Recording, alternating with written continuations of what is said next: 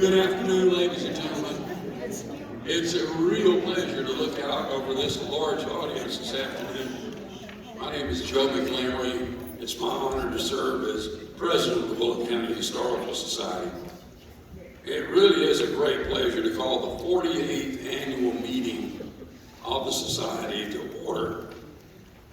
After we suffered through all of that separation due to COVID, finally getting back together in the spring of this year for the first time, we've suffered a lot of restrictions. The good news is, while it had a lot of impact on our ability to socialize together, the work of the society continued at its usual pace. And a lot of things have happened over the last year. You will notice in the bulletin, we list the 27 historical markers that we've erected over. I'm not sure when the first one was erected in Virginia, about 8 or 9 years ago, I suspect. 11 or 12. Well, time does fly. Anyway, I know many of you are expected to learn more about Bulloch County history today, and you're not going to be disappointed. We have an exciting program awaiting you. I would like to mention a couple of things to you. One of the things that creates a real problem for us is, and none of you do this, but I'm going to mention it in case you know somebody that makes a reservation and then doesn't show up for our meeting. This creates a financial problem for us because we have to guarantee the meals of those people who make reservations. And so we pay for that meal whether they're here or not. So if you know somebody who does that kind of thing, who practices that sort of absent-mindedness, I might mention to them that it does have a negative impact on the society. But for those of you who are here today, we are indeed glad to have you. I thought you'd be interested in knowing Virginia Ann and Bill Waters is chairman of our membership committee, aided greatly by our executive director.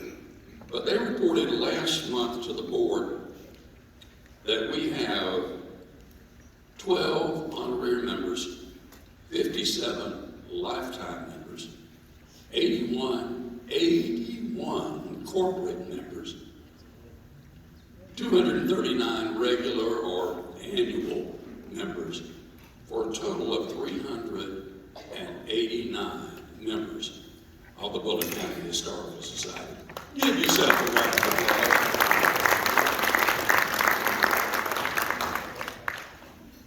We really appreciate the work that Bill and Virginia have done on keeping these numbers growing. We're especially proud of the 81 corporate members. Annette and her staff have done a great job again with our luncheon meal. Won't you join me in thanking her for another delicious meal?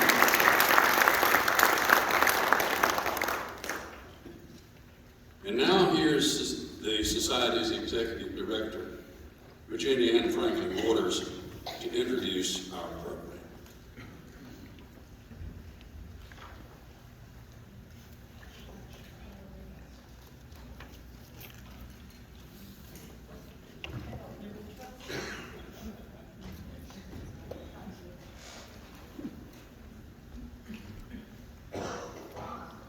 Sure can't get up here like I used to.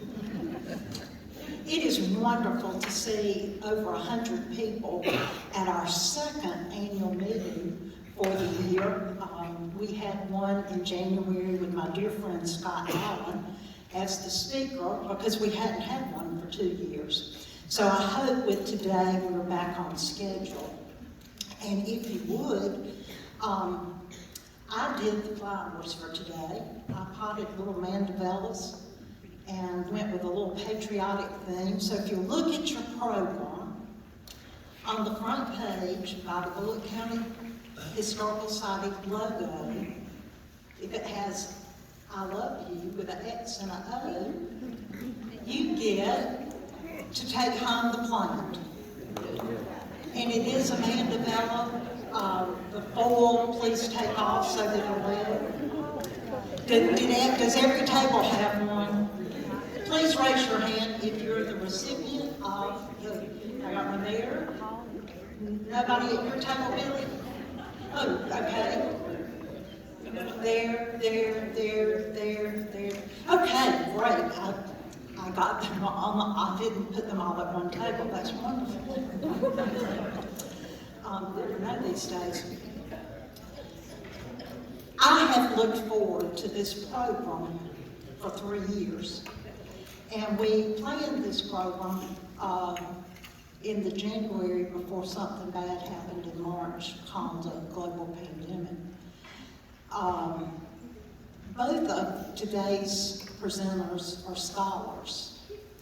One we know very well, as he's been with BCHS since he came to town 23 years ago, 21 years ago. I remember he was young, was I? He served in every capacity with our society. Dr. Brent Thorpe, we all know, is the director of the Georgia Southern Museum and has taken it light years, its collection and its remodeling. But I will share with you today some things you don't know about Brent Thorpe. He hails from Indiana. And I must say, I've never met anyone from the state that wasn't top drawer. Just think about it. We've got Alice and Charlie Christmas, Roxy Rimley, and the late, great Pat Spurgeon. They're all from Indiana, great people. I bet you don't know this. Brent Thorpe has hiked 500 miles on the Appalachian Trail. That's pretty amazing. He's also a spelunker. He likes to go in tiny caves. I now know what's wrong with him. Love you, baby. And my favorite, and I've seen pictures, is he went to graduate school at a college that I was accepted to but didn't go, William and Mary, and he worked for Colonial Williamsburg, where he wore a costume every day and a little tricorn hat. Can't you just see it? I just love it. Our other presenter today is Diana Churchill, and she's well known to all of us that are birders. Many of you have spent your discretionary income at her store, Wild Birds Unlimited in Savannah. I do know that Bill and I have taken out several loans with the banks to afford this hobby of ours. She grew up in Savannah and developed an early love of beaches, the marshes, tidal creeks, and birds. She moved back home in 1998, and that's when she began working at Wild Birds. She began writing Birder's Eye View for the Savannah Morning News many years ago, and I think we all love it. And from the Birder's Eye View, she developed a book by the same name. I have an original. That was published in 2012. Bill and I are avid birders, and we have 3 books at our bird station, of which, Bill, how many feeders do you have? 12? Enough. Enough, he said. And yeah, we've succumbed to we feed the squirrels. That's just part of it, and occasionally some raccoons. But anyway, this is my go-to book. Diana has these today. They're $22. I'm not pushing them for her, but I'm telling you it's the best bird book I have. I told you I was looking forward to this program. Bill and I live at 315 Savannah Avenue. I grew up visiting a home on a weekly basis at 317, and that is now the home of my neighbors Joe and Gwen Bullington. That was my grandmother's house, and Granddaddy built it in 1920. That was the guest house. The 315 address was never built because something happened in 1929. So he never built the big house, but he did have the lot, and that became the lot for Bill and I. And then at 319, next door to Grandma and Granddaddy, was a man named R.J.H. Delouch. And I always just called him Dr. Delouch. He died in 1964, and I do remember him. He loved to sit on the front porch. And we're very honored today to have the new owners of the Brandon, Deloach, Bailey home, Greg and Jackie Bailey, who are our new neighbors, are refurbishing the house back up to its grandeur, and we're so glad to have them. So, I grew up knowing about R.J.H. Delouch.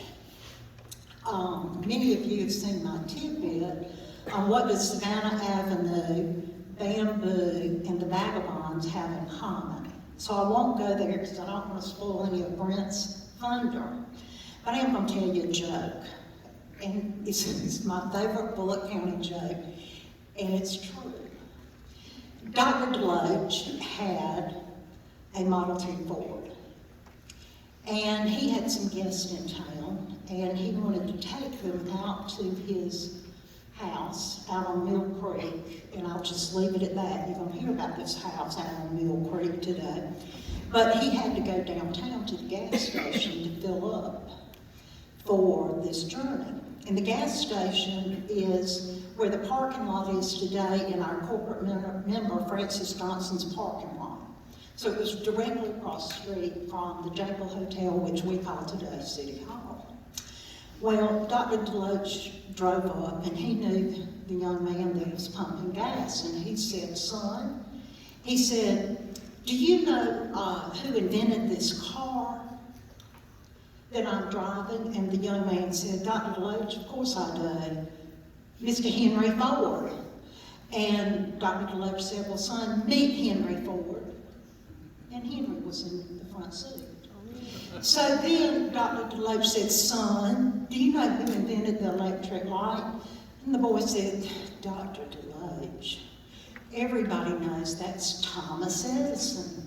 He said, "Well, son, right here in the back seat is Thomas Edison." And the boy's like, "Wow, either Dr. Deloach has been drinking again, that's another story, or maybe there's some truth to this." So the boy, he said, "Dr. Deloach, can I look a little further in the back seat?" So the little boy went. He came back to Dr. Deloach, he said, "I guess you're going to tell me that's Santa Claus." And we all know that the person he was referring to is John Burroughs with his long beard. True great story of Bulloch County history. I won't go any further. Brent Thorpe and Diana Churchill. Thank you.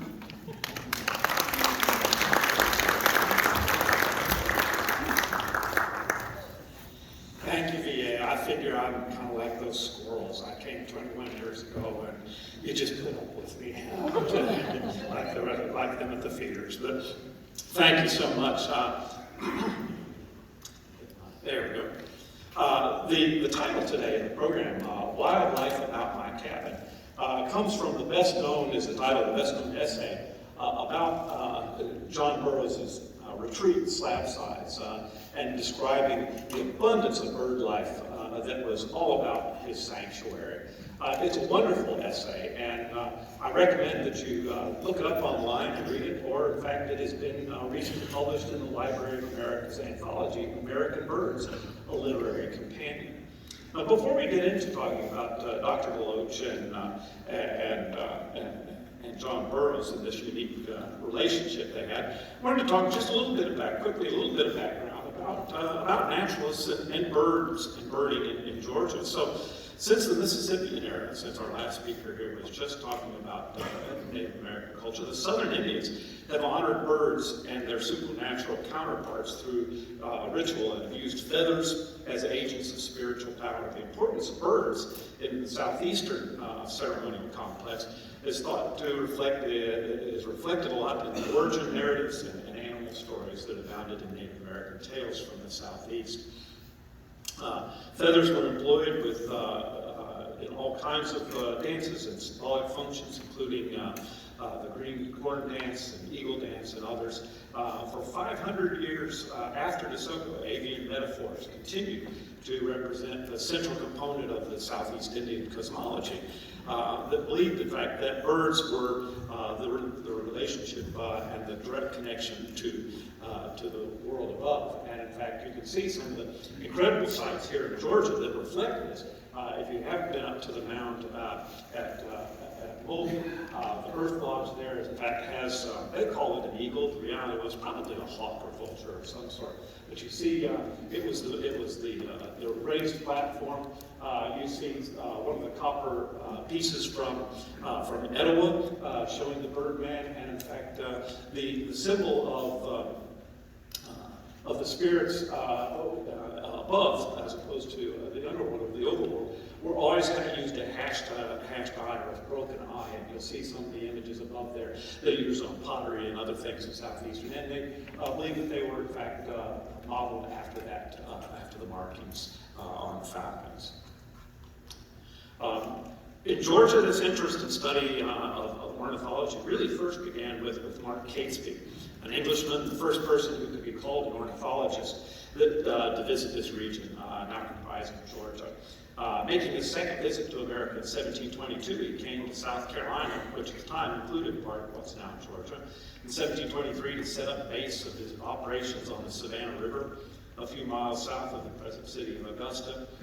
From here, he explored this area, assembling much of the material for his book, The Natural History of Carolina, Florida, and the Bahama Islands. This work includes 109 plates showing the species of American birds, mostly from this region. And then finally, of course, the Quaker naturalist William Bartram of Philadelphia explored the coastal Georgia and Florida with his father, John Bartram, in 1765 and 66. He crisscrossed the state from the mountains to the seas in 1773 through 76, noting a lot of the plant and animal life, including many observations of the birds of the area. The famous account of his travels through the North and South Carolina, Georgia, and East-West Florida was first published in Philadelphia in 1791, and included an illustration you see here of birds. Georgia's first really resident ornithologist, we all know well, as John Abbott, also an Englishman, came to Georgia in 1776 and settled here eventually in Bulloch County. Better known today by most people as an entomologist, he was, though, a really avid student of birds and as an artist as well, and collected many for European collectors. Today, in fact, in Europe and America, there are several collections of his paintings of Georgia birds. Most importantly, the set at the British Museum, Natural History, which consists of over 200 watercolors accompanied by his handwritten texts on their lifestyles and observations. A set of 100 watercolor portraits of the birds of Georgia with notes on their stats in the state he executed in 1791 and 1792. Other well-known ornithologists visited Georgia as well. It was just such a rich area of diversity that it continued to attract important ornithologists, including Alexander Wilson in 1809, Thomas Nuttall in 1815 and 1830, John James Audubon in 1831, 32, and 1837. Then, of course, the local LeCompte brothers, John LeCompte and his brother Joseph, were born at LeCompte Plantation in Liberty County, and his list of 23 species of birds was the first printed list of Georgia birds in 1849 in George White's The Statistics of the State of Georgia. As I say, that the area was really a rich area, diverse, that attracted people for a long, long time. Ultimately, the LeComptes donated their specimens, over 120 species from Georgia birds, to what would eventually become the Smithsonian Institution. The first organized bird club in the state was the Savannah Audubon Society, and it was founded in 1916. So in the 20th century, this interest continued. The Atlanta Bird Club, now the Atlanta Audubon Society, was established in 1926. The Middle Georgia Audubon Society in Macon about that same time, and the Milledgeville Audubon Society followed in 1930. Consequently, the Atlanta Bird Club decided it was time to come together to bring to create a state ornithological society. Georgia members of the American Ornithologists Union and the National Association of Audubon Societies and others interested in birds were invited to a meeting to discuss forming a statewide organization. And on Sunday, December 13, 1936, 22 people met in Atlanta, and from this meeting came the Georgia Ornithological Society. Included in the ranks were a professor from Statesboro South Georgia Teachers College, Robert John Henderson Delouch. So R.J.H. Delouch was born in Bulloch County in 1873 to Zachariah and America Delouch in the Lockhart area here in Bulloch County. And he was the sixth of 9 children. And ironically, his younger brother was named Bird. Early on, R.J.H. proved to be a better than average student and determined on his own to prove himself through a college education, a rarity in Bulloch County and anywhere in Georgia at that time. He graduated from the University of Georgia in 1898, married in 1900, and finally received a master's degree in 1906. And here you see the 1880 census of the family in Lockhart. So for some years, he taught school in Swainsboro and then in Fort Sill, Oklahoma, at the Indian schools. He served as a principal at Statesboro High School, and in 1908, he was finally hired as a botanist and a faculty member for the University of Georgia and the director of the Agricultural Extension Service. He authored a book on agriculture for common schools, and in 1913, he moved to Chicago to serve as the director of agricultural research for Armour and Company. Armour and Company had become Chicago's most important business at the time, and it helped make Chicago and its Union stockyards the center of America's meatpacking industry in the early 20th century. Sometime between 1931 and 32, Deloach then returned, though, to his home in Statesboro and began to serve as a faculty member at South Georgia Teachers College until his retirement in 1940. He was recognized as a national expert on cotton cultivation, and especially the boll weevil, which began to attack the area in about 1915. He served on a wide array of national and state organizations, and the author of several books and articles. But it was his extraordinary relationship with naturalist and essayist John Burroughs that most changed Deloach's life. John Burroughs, if you haven't known, was in the late 19th and early 20th century among the most respected and popular American naturalists and essayists in the country. His work was critical to establishing the conservation movement in the United States. He had been born in 1837, and Burroughs was greatly influenced by his friendship with Walt Whitman, who he met in Washington, D.C. in 1863 in the midst of the Civil War. Whitman encouraged him in his writing, and in 1871 he published his very first collected works, titled Wake Robin. Deloach wrote that my correspondence with John Burroughs, which first began in 1906 about his poem, began an association which lasted 15 years. He was impressed with my interest in his work. His nature book, Wake Robin, which I discovered when I was very young, opened up to me a wonderful and satisfying world of nature. It made a bird lover out of me, and it has served me as a bird guide ever since. Although a young man then, I have lived over again the days spent with birds amid the scenes of youth, Deloach said. And that Burroughs gave him new eyes to which he could see, new ears to which to hear, and a new heart in which to love God's great out of doors. Really a significant influence on him, and a really close relationship. In 1906, then, Burroughs invited Deloach, most importantly, up to his home and his study in West Park, New York. And during the visit, introduced him to his hideaway, a study in the woods, a rustic cabin that he named Slab Sides, and that you see Deloach's picture of here. This is where Burroughs did most of his writing, and where he met with a whole variety of famous visitors, including President Theodore Roosevelt, that came frequently. Clearly, Deloach was inspired by the study.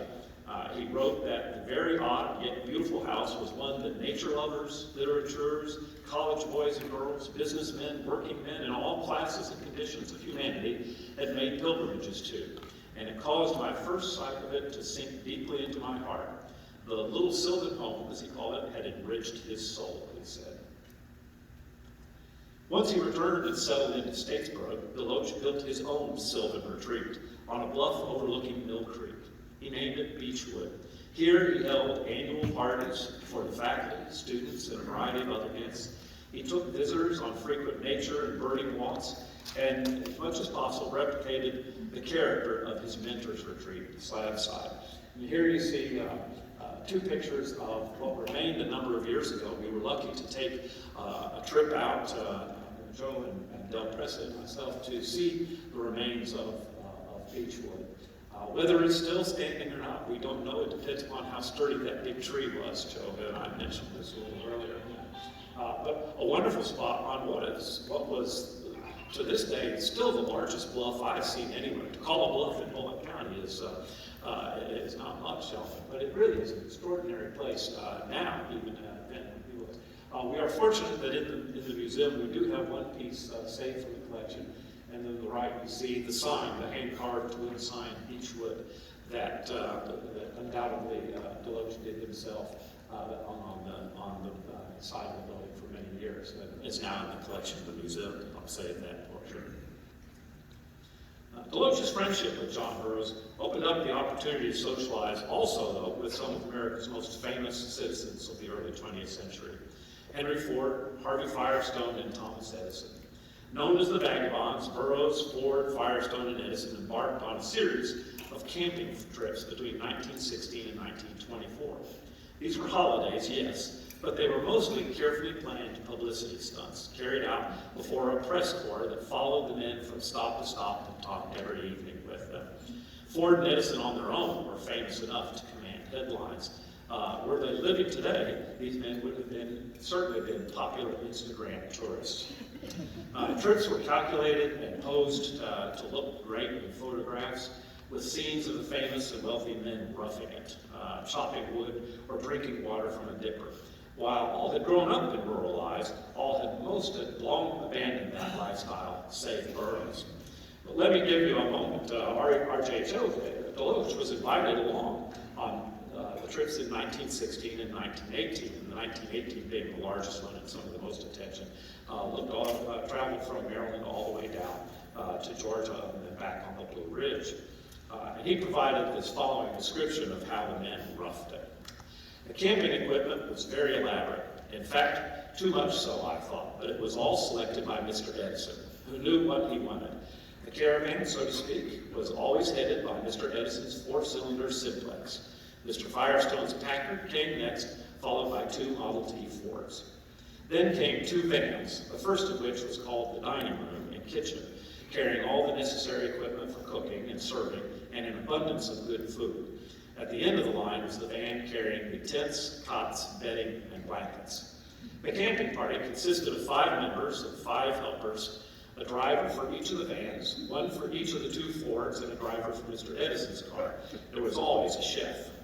3 meals a day were served, which were almost equal to any hotel service. The menus were as fine as could be found anywhere, and the food was well prepared. The chef had been employed by some of the larger institutions in this nation and was well known for his excellent service. The camp stopped an hour or so before nightfall, giving the helpers time to prepare the evening meal and also stretch the tents and fit them. Some of the lights at night were from the batteries of the cars, and one would think upon approaching that it was a small village, well lighted. Now that's what you call glamping.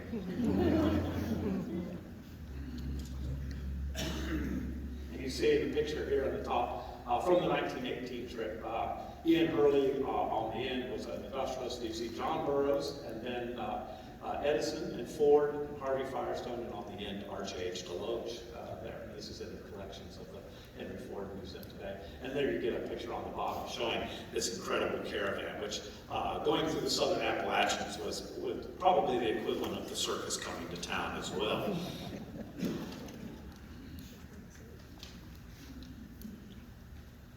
So they enjoyed, R.J.H.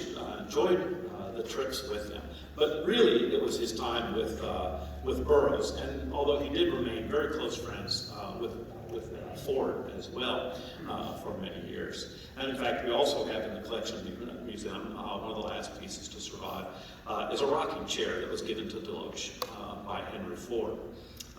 As I mentioned, Delouch, though, also was a founder of the Georgia Ornithological Society, in large part inspired by his work with Burroughs and his time spent with him.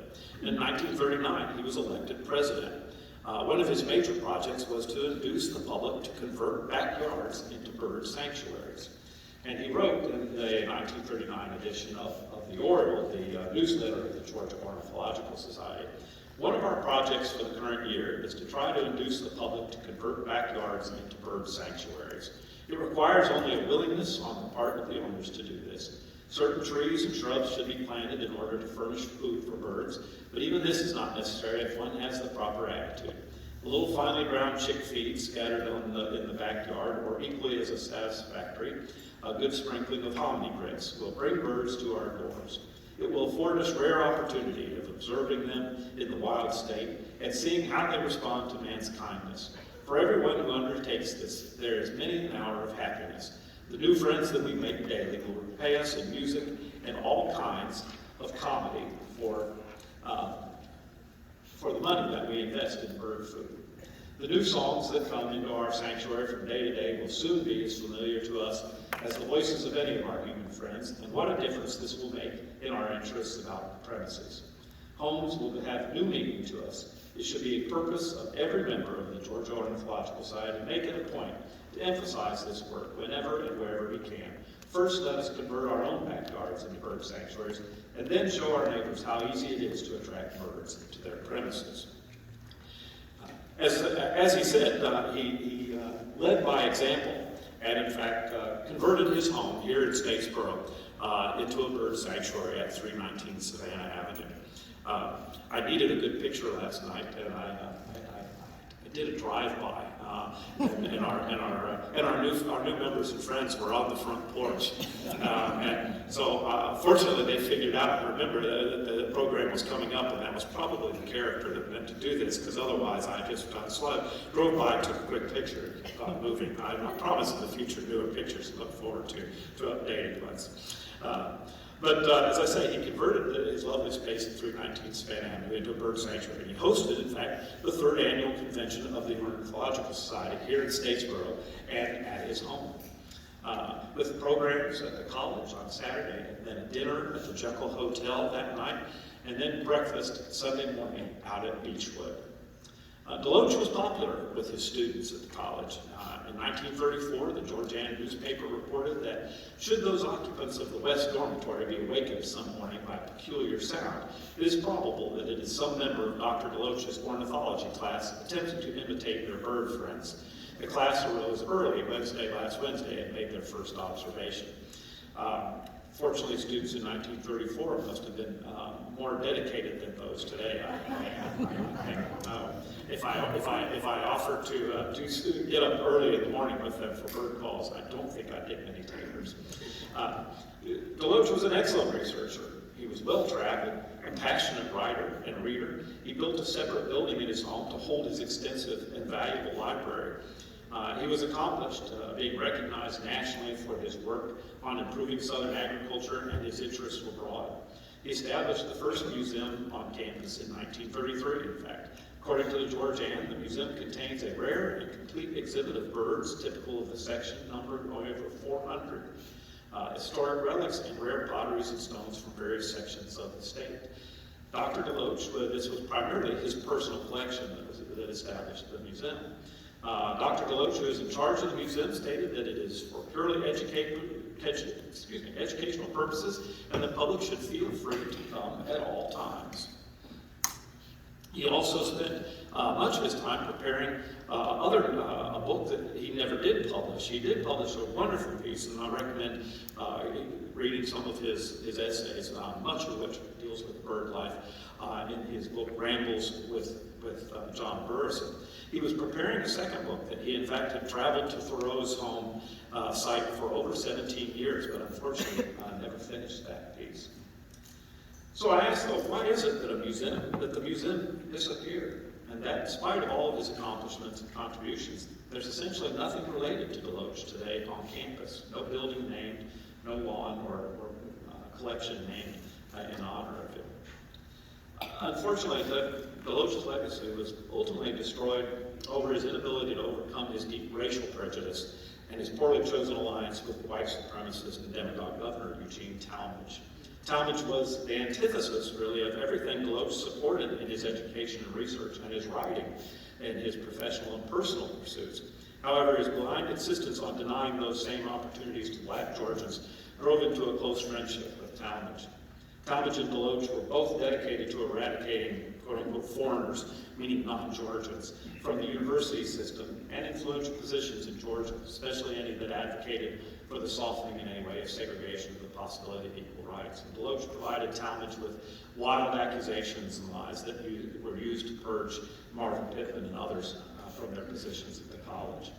When Talmadge was finally removed from office and Marvin Pittman was reinstated, Deloach saw the writing on the wall and retired. And unfortunately, in the latter years of his life, he eventually lost his valuable library to pay off debts and traded, at some point, his beloved Beechwood for a small farm west of Statesboro, where he eventually passed away in 1964.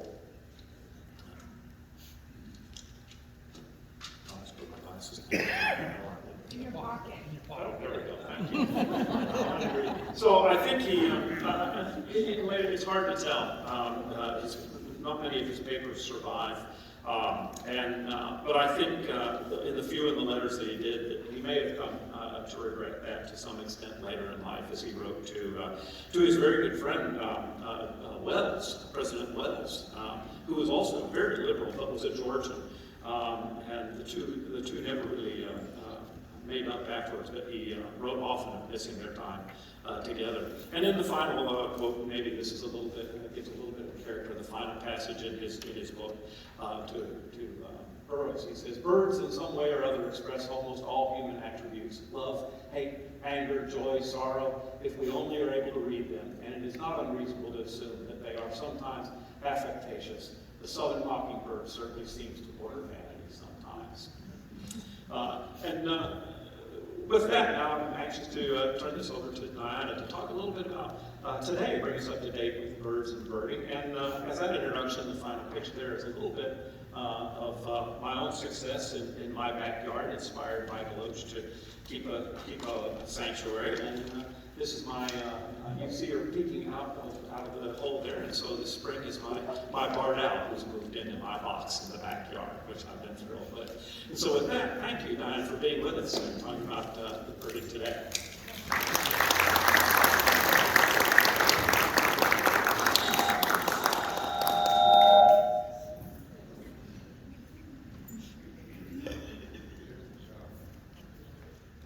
Thank you all for having me today. Let me see if I can get myself hooked up with this little lavalier. Is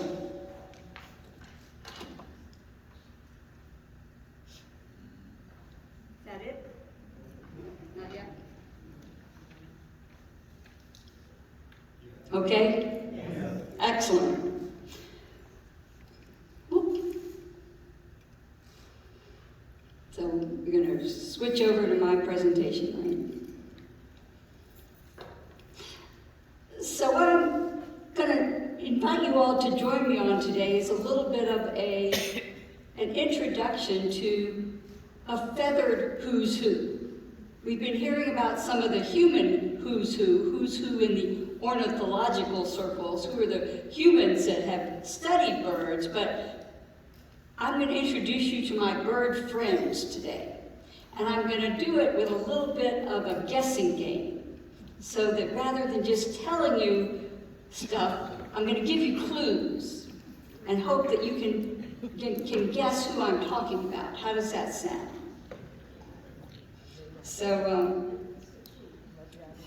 So what we're going to watch in summer, and I'm hoping that it doesn't look like maybe this might not work because my animations might not work on their program. I don't know, because I had all these set up as animations.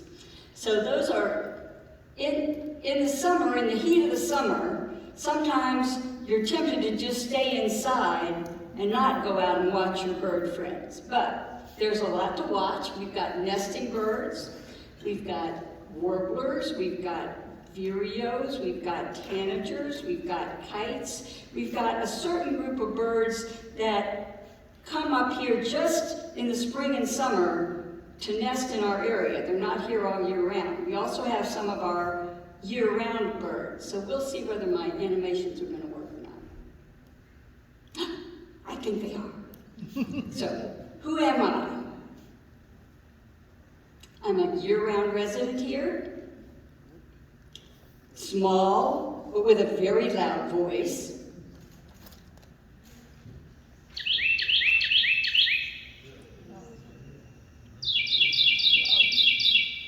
Tea kettle, tea kettle, tea kettle, first thing in the morning. Eat a lot of insects and spiders, but can be tempted to feeders for suet and peanuts and sunflower chips and mealworms. And likes to build nests in strange places. So I heard somebody say wren. I heard somebody say house wren. There we go. This is the one. There is a house wren, state bird of South Carolina. There is a house wren, but it only lives in our area in the winter. And it's a little smaller, but this one with a nice stripe over his eye that will nest in your hanging basket or in your, if you leave your garage open, they'll nest on your garage door, or on your shelf. One man had a nest in his golf shoe. That's our little Carolina wren. So house wrens, only here in the winter. They actually breed up north, but our little Carolina wren is the one we call the friendly. He's around all year. How about another year-round resident? That this time of year, a lot of the year, you can find them thrashing in the leaf litter on the ground. But this time of year, they're up in the trees and they're singing. And if you listen, they do couplets. Little couplets, and the couplets, is that better?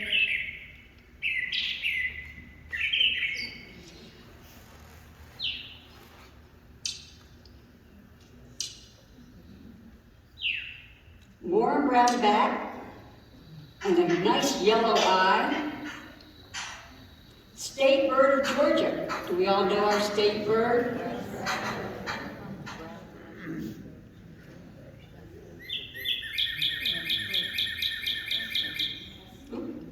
That's a preview.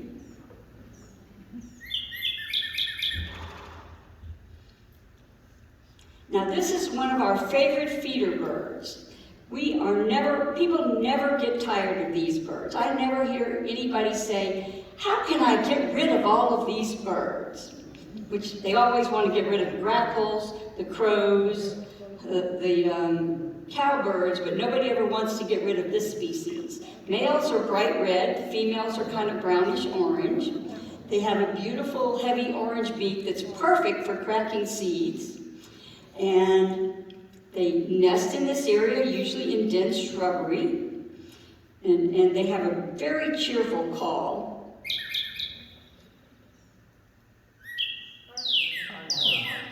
I hear it, you guys know your friends. Mrs. and Mr.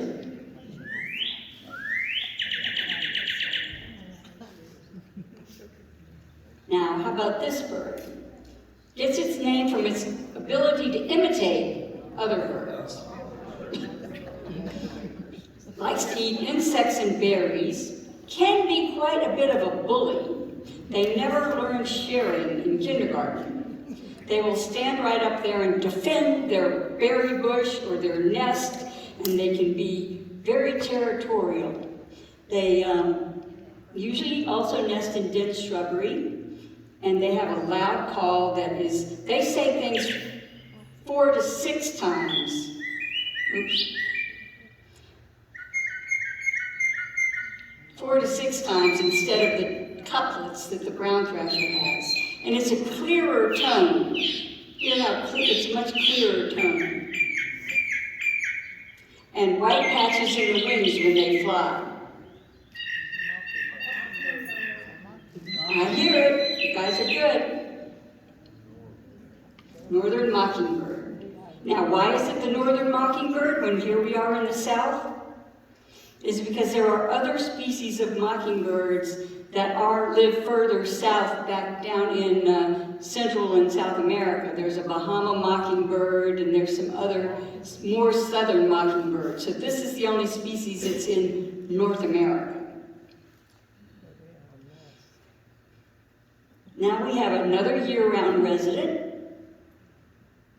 Was native to the southwestern U.S. Interesting story on this bird. They used to call them Hollywood finches. People liked the way they sounded, and so they took some and were selling them in New York as caged birds and calling them Hollywood finches.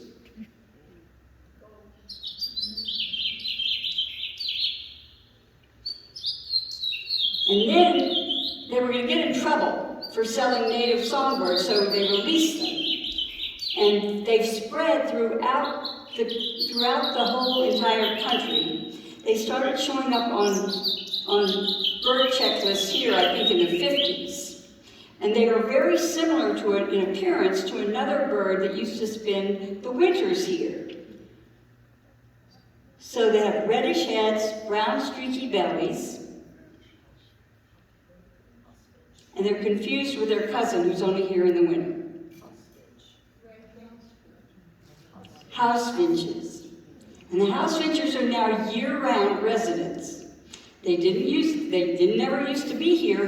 Who we used to get, and we still sometimes do occasionally in the winter, are their cousins, the purple finches. So that's can be a confusion. So if you're seeing it in the summer, it's definitely a house finch.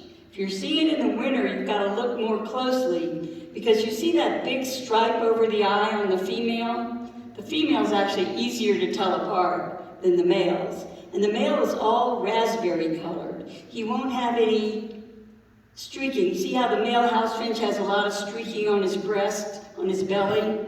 And she doesn't have a big stripe over her eye.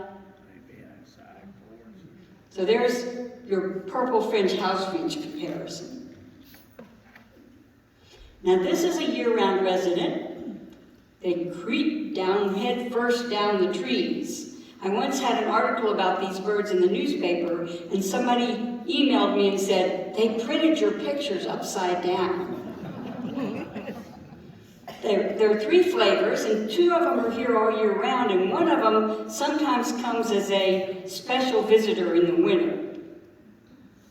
And one of them sounds like,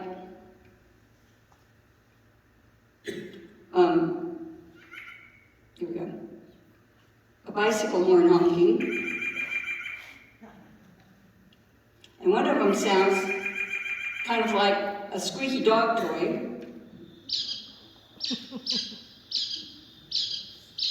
And then the other one, the winter one, also sounds a bit like a bicycle horn honking. And they will come to feeders, and they do nest in birdhouses. This is the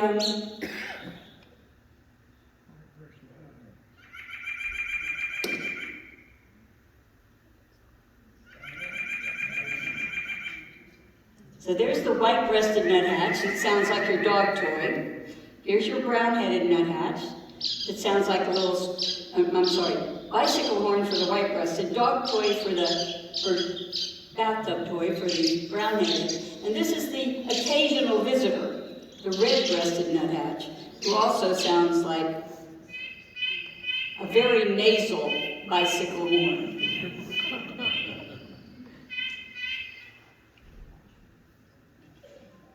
Here's an all-year-long bird, a member of the thrush family. These are so popular. We love that heavenly color. It's real eye candy.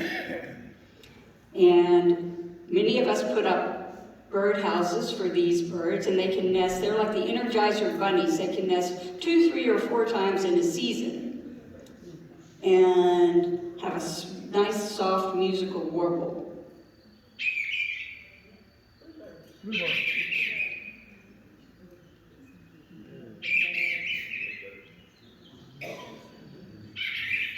This was on the dock where one time I had bluebirds nesting And he's got some mealworms he's trying to offer her, and she's got her mouth full of nesting material, and she's like, honey, can't you see I have my mouth full?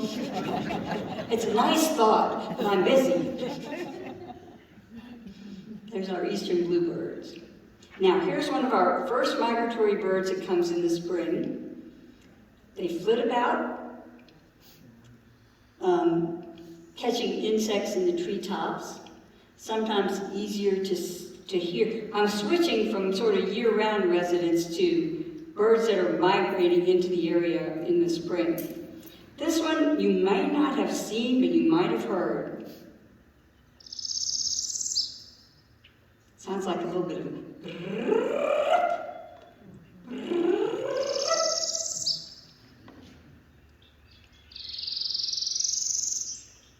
and they often respond. Do you know what pishing is? Pishing is somebody, if you make little noises like psh, psh, psh, psh, psh, and it's to get the birds curious so they'll come take a look and see who you are.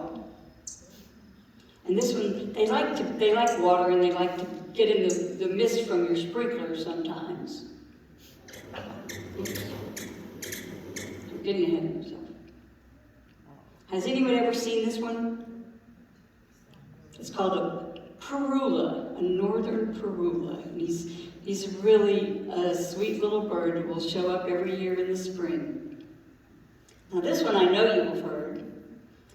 It's one of our smallest neotropical birds. We all like to put out nectar for them, and we plant flowers for them, and hope that they'll stay around. The female uses lichens and spiderweb silk to make her nest.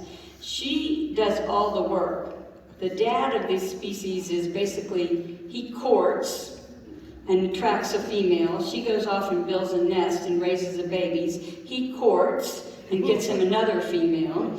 So he's not a dad, he's a cad. But, so she does all the work, and here you can listen and hear.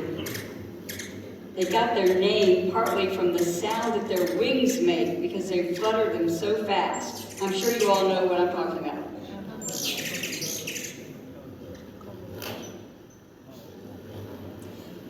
And we're just getting to the point where during May and June, I kind of call it hummingbird quiet time at the feeders because they're finding so many insects and nectar and stuff to eat that they don't really need to hit the feeders that much. And they're only eating for the day. But when we get to July, late June, July, they start looking toward migration.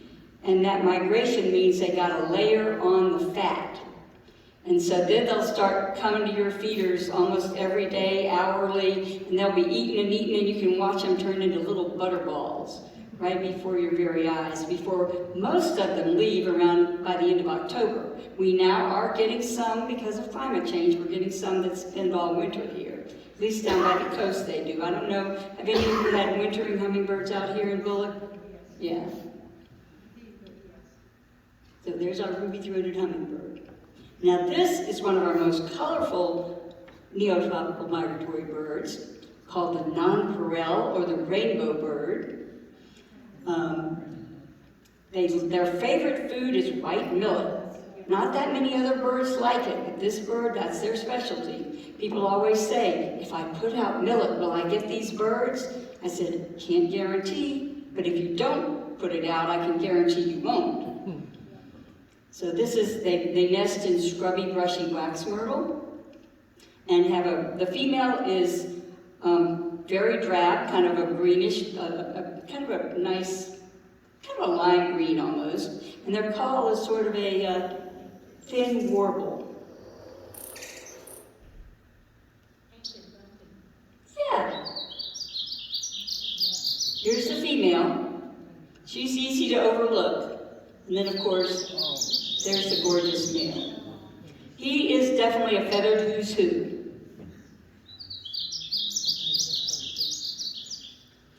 Now we have two cousins that are also migrating to this area. They're both blue. One of them is more of an electric blue, and the other is kind of a darker blue. And he's a little bit larger, and he's got wing bars. And the female of both of these species is sort of a brownish color, so they can confuse you. And then one gets his name from his large beak. And they also eat millet, but some other things as well. So here's one of them. Is a call. It's kind of a, can you hear those little couplets?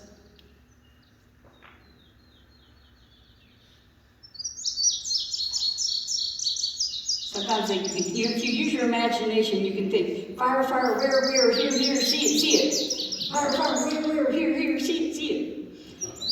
And then this is the other one, which has more of a sing-song call.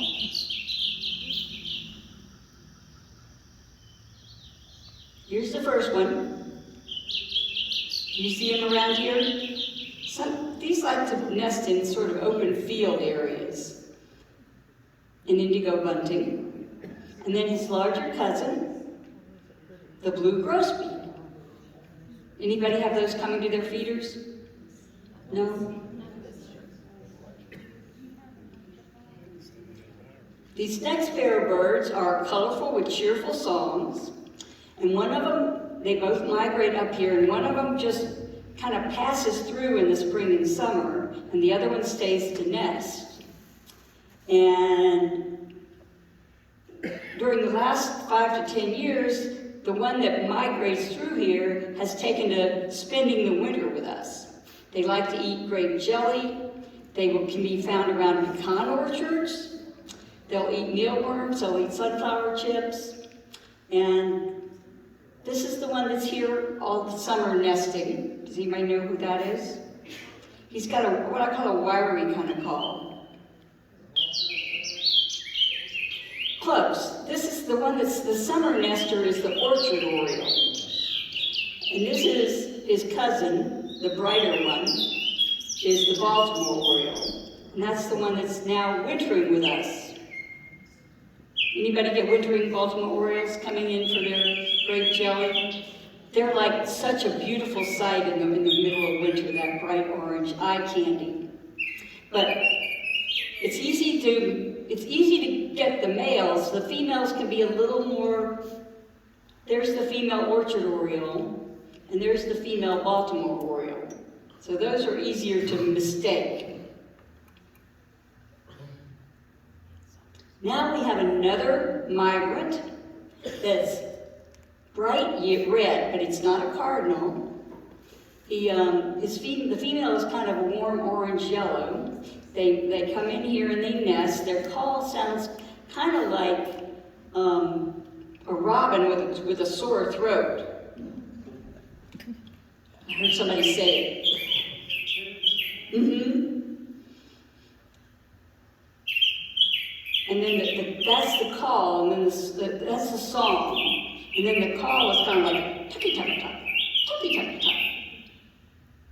And the male stays red all year long, which is kind of interesting because there's another tanager, the scarlet tanager, that doesn't stay here to nest, that migrates through. It's red with black wings, but in the fall it changes color to be yellow with black wings. But this one, the summer tanager, he stays red all year long. And there's the male and the female. Anybody have those around their houses? I had a friend who was putting out our tree nutty blend on a tray feeder, and he had a summer tanager that would come and visit throughout the spring and summer. Now this is a bird that nests here, not very colorful. Easier to hear than to see. If you go out in the woods, he will sometimes say his name. So see if you can get this one. What do you hear?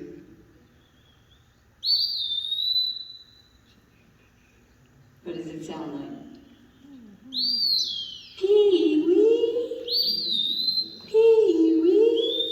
In the wooded areas, when we go over to George L. Smith State Park, we hear these. And they eat a lot of flying insects. So he's actually called an eastern wood pewee. Now this is another bird that you can sometimes hear first thing in the spring. And you may not know what it is because they're easier to hear than to see.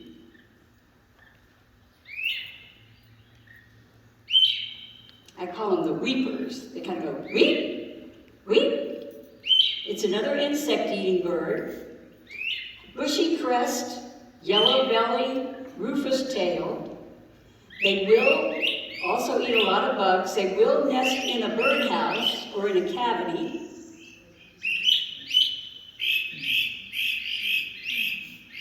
Anybody seen these around? This is called a great crested flycatcher. I just gave away the next one. Another year-round resident, easier to hear than see. Keen eyesight. Keep your pets indoors. There we go. You know which one? Great horn, very good.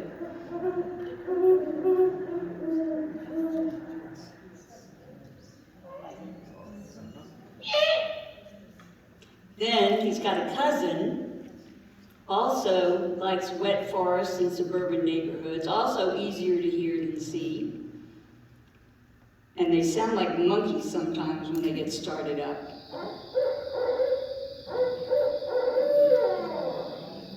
You know that one? Barred out.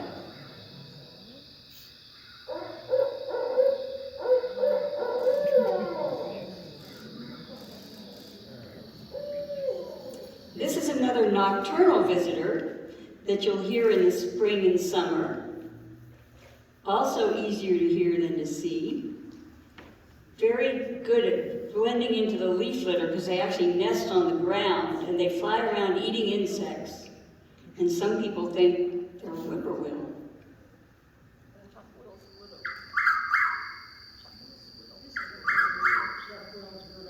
Chuck Will's widow. This is the Chuck Will's widow, and it's the one that breeds in our area. We also have whippoorwills that migrate through. They don't breed here, but then their call sounds like this.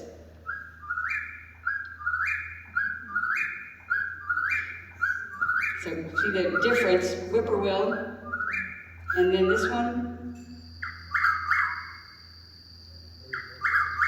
Chuck Will's widow. Chuck Will's widow. Whippoorwill, whippoorwill. And there's the whippoorwill. A little bit smaller with white edging on the tail, but not easy to see. These are two species that one of them is very distinctive with the black and white wings and a long split tail. They are migratory hawks or raptors. And you see them flying over the fields eating lots of insects, dragonflies and June bugs. And then one of them prefers building in near water and the other one's a little more like suburban and even urban. And they gather in big flocks right before they migrate to feed over the fields. Anybody know what they are? Swallowtail Kite. Kite. Very good. This is the Swallowtail Kite. And this is his cousin, the Mississippi Kite.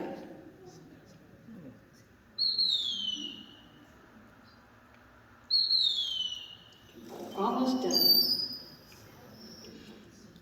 So this one you can see anywhere there's water and fish, sometimes called a fish hawk. Used to have had a really severe population decline due to DDT, but is now recovered. And likes to nest in, oops, where's mine? Very good, osprey. And now we've got a couple of,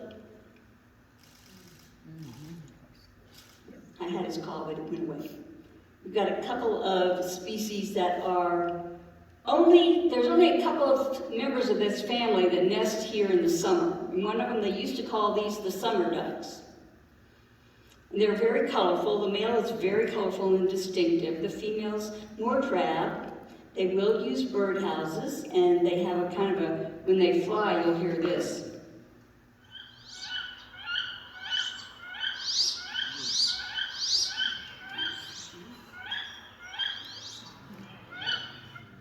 You know those? Yeah. And has anybody encountered the new duck species in the neighborhood? It's only in the last 5 or 10 years that they've been making their way up into our area. And they're bigger, and they used to live in Florida, the Gulf Coast, and Texas, and they've been expanding their range. I know I've seen them over by, what's that area across from the sod farm off of 46, Miss Jane? The big road, the road to, yeah, Kennedy Pond. I've seen them over Kennedy Pond. And they have distinctive pink beaks and black bellies. And their call is really funny.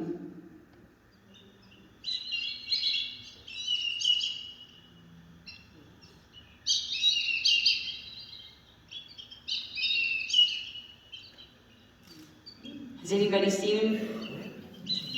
They're called black-bellied whistling ducks.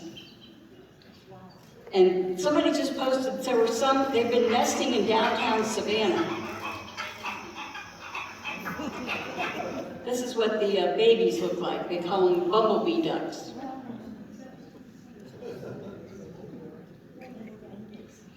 And it wouldn't be, this one is particularly for this audience, this next species, because you see a lot of them out here in this area because you have lots of cattle and cows.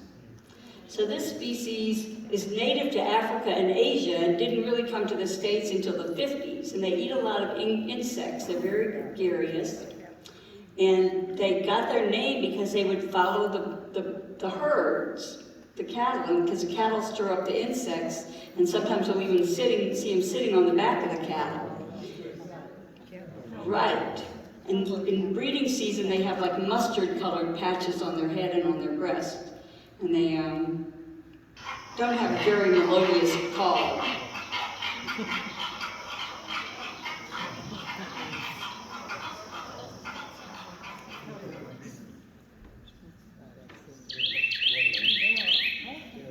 So thank you very much.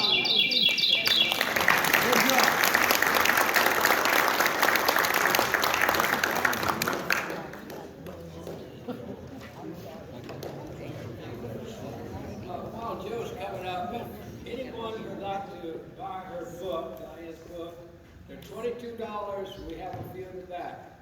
Not her idea, it's ours. Makes it a lot easier for you to buy it here than have her deal with it. So, raise your hand if you're going to buy, otherwise I won't go out there. Good. Yeah, good. We'll have someone at the desk, okay? Thank you all. Thank you, Diane. Thank you. Are we back up? Diane, thank you. Brent? Raise the microphone. Raise it. Hello. Hello. We're coming. Thank you. All right. Next we move to the Society's business meeting. Here to present the nominating committee report is the chair of that committee, Jenny Fox.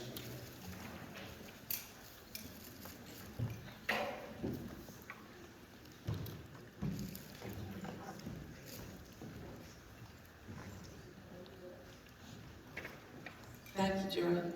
This year, the nominating committee would like to put forth the following members for officers and directors. For President, Joe Mclaren. Vice President, Brent Thorpe. Secretary, Robert Siemens. Treasurer, Matt Hebe. The directors, whose term is expiring in 2023, Bill Waters and Kelly Berry. The directors, whose terms would expire in 2024, Sims Lanier. And the directors' terms expiring in 2025, Rodney Harville and Frank Parker. Thank you. Thank you, Jenny. You've heard the report of the nominating committee. Since this is a standing committee, we don't need a second. Are there nominations from the floor? I'll make a motion for nominations be closed. We have a motion that the nominations be closed. Is there a second? Johnny Parrish, thank you. There's a motion and a second that the nominations be closed. All in favor of the motion, please signify by saying aye. Aye. Any opposed? Ayes have it. With no other nominations, shall the society elect those nominated by acclamation? All in favor say that. Aye. Thank you. Let me say I'm pleased I am to continue working with this board. The group is engaged and active. We often have lengthy discussions. Don't always agree on everything initially, but we reach consensus and move forward together. I look forward to working with this group again on new and exciting efforts in the coming year. Thank you for your attendance today. It's been a wonderful crowd, a wonderful program. We look forward to seeing you next month at our July meeting. Remind me, Virginia, next month's meeting on the 25th will feature. Next month, I'm gonna give a plug for this one. Next month is something I think you're gonna love. I can't talk any longer. That's my husband. I guess I do talk loud around him. Next month's meeting is again produced by Brent Thorpe. It's Racer Evans and his boats. So I know many of you have ridden in one or own one, so that should prove to be an excellent program. Be sure and make your reservations during that time frame. Bill and I will be in Alaska the next few weeks, but we'll be back to get that. So we'll see you next month. Thank you, B.A. Racer Evans and his boats on July 25th. There being no other business to come before the society, unless you have other business. Not here then, if we stand adjourned. Thank you for being here today.